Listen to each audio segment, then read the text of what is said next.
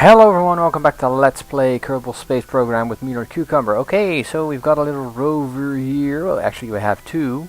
The other one's around. There it is.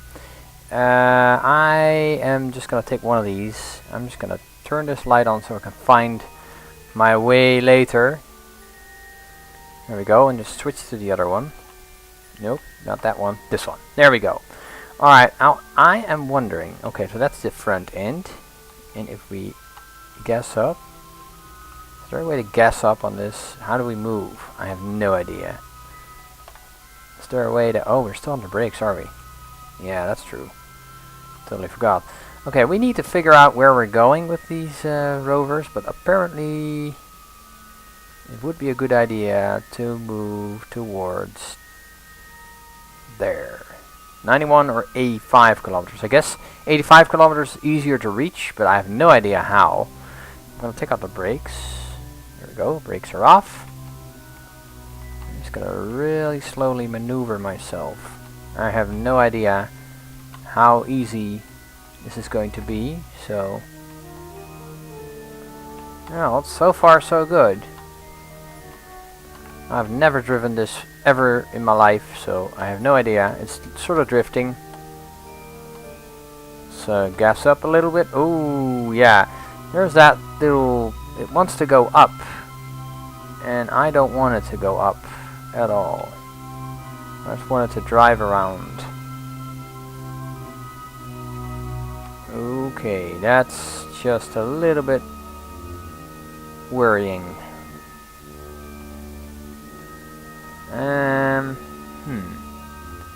Yeah, this thing isn't all that stable. I have to admit. Okay, we've already done 100 yards in it. And I guess this tempo is relatively alright. We've got about 5 meters per second, is that right? Yeah, how about making that 10 meters per second? Just to see how well this thing goes. I guess that's a safe speed. 6 meters per second. I'm gonna go for 7. Screw it. Gas up. We're going uphill, aren't we? Yes, we are. Okay. Okay, I think if you go into docking mode...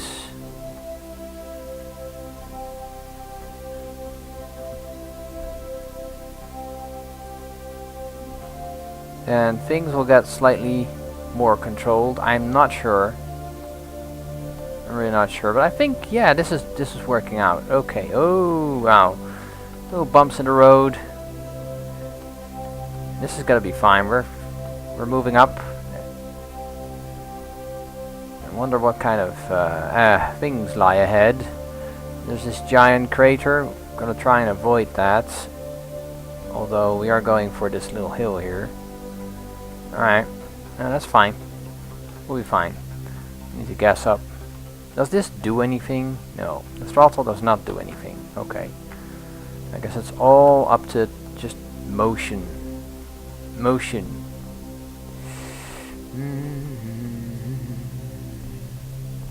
Yeah, 84 kilometers. We're making good progress here.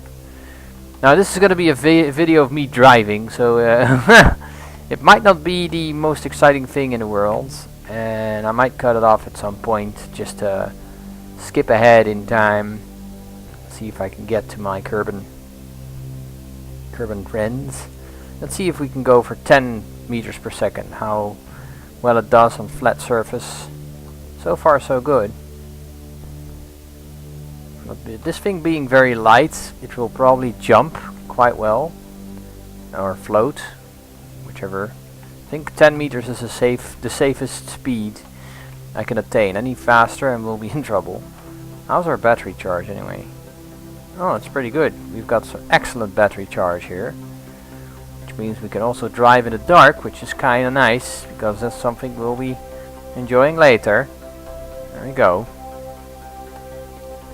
84 kilometers to go. We've already done 3, which is nice. It's like 5 minutes, 3 kilometers. You can calculate how quickly we'll get there. Oh, we're going quite fast now. Are we going downhill? No. We're cruising along at 11 meters per second. I don't think that's too safe, but be very careful and keep it at that. we do need to brake eventually, so you know, we'll try and use momentum for that. I've locked the rear steering wheels. Maybe what I can show you as a part of this video is the actual rocket before it launched. I still have it on file. I can just show you guys how I built it and tell you some more about that. So I think I'm gonna do that.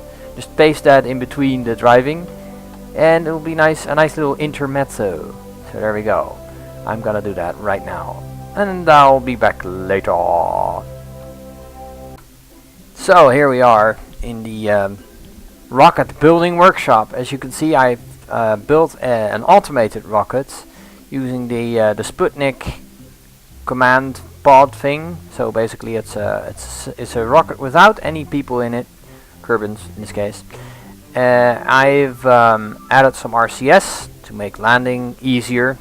Not that it really helped in my my attempts, but yeah. And I've added enough batteries to last us a while, even if we're out of the sun. So these large batteries here, they're really nice to have. Whoops, I'm actually didn't meant to do that. But these are the larger 400 model batteries. They work really well. They really do the trick. Well, it doesn't matter. I deleted it, I guess. It's fine. Also, I put these batteries on the rovers. I hope they'll stick, but I'm pretty sure that the bumpy moon will probably damage some parts of the rovers, since they're not that great. They're really small, actually. I've added 2, and that's a little trick I learned from the interwebs. Thank you, YouTube. If you are planning on putting rovers on the Mun or any other planet with low gravity and not an atmosphere, you're going to have to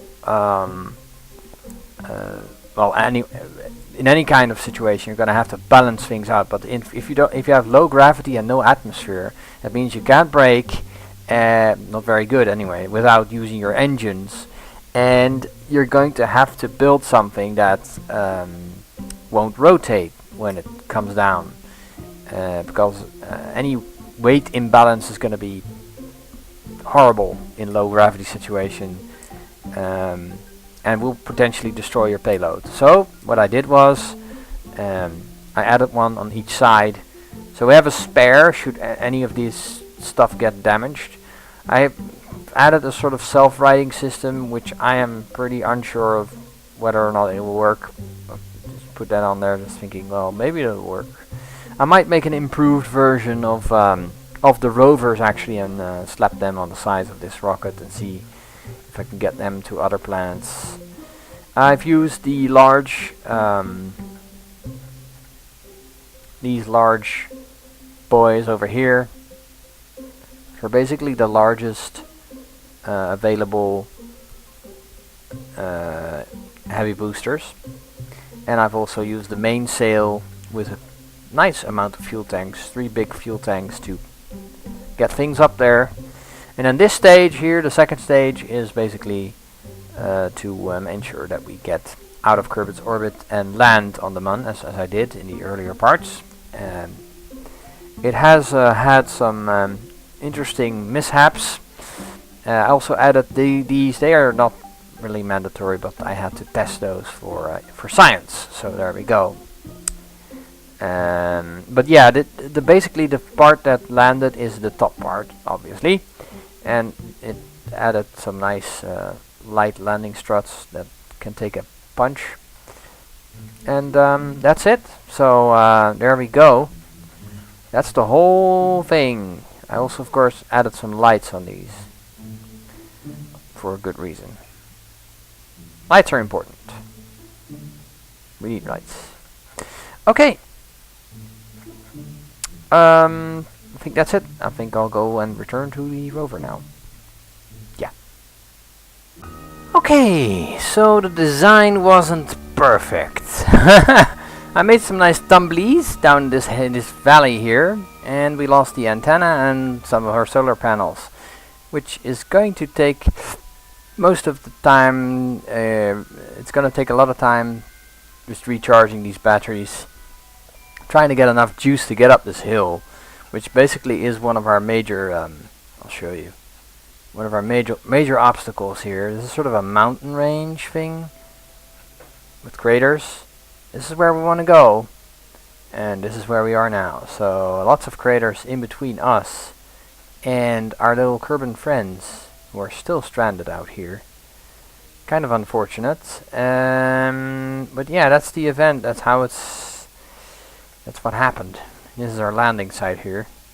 So we did make some progress, but getting up this crater is sort of our challenge right now, and it's very slow going. And it's probably because of the slope. The slope is horrible, and going down the slope is even equally dangerous, as I've noticed. So that's a bit of a thing. And I'll be off-screening some of this, I guess, and with all the damage, I'm not even sure if I can make it. Anyway, we'll see. If not, then too bad. We did make a rover. We did drive out here. We'll have to figure another way out to get our friends back safely to Kerbal. It's probably going to be involving some sort of surface flying craft. Of some kind. I don't know yet. We'll see. Anyway, thank you all for joining me, and see you next time. Bye.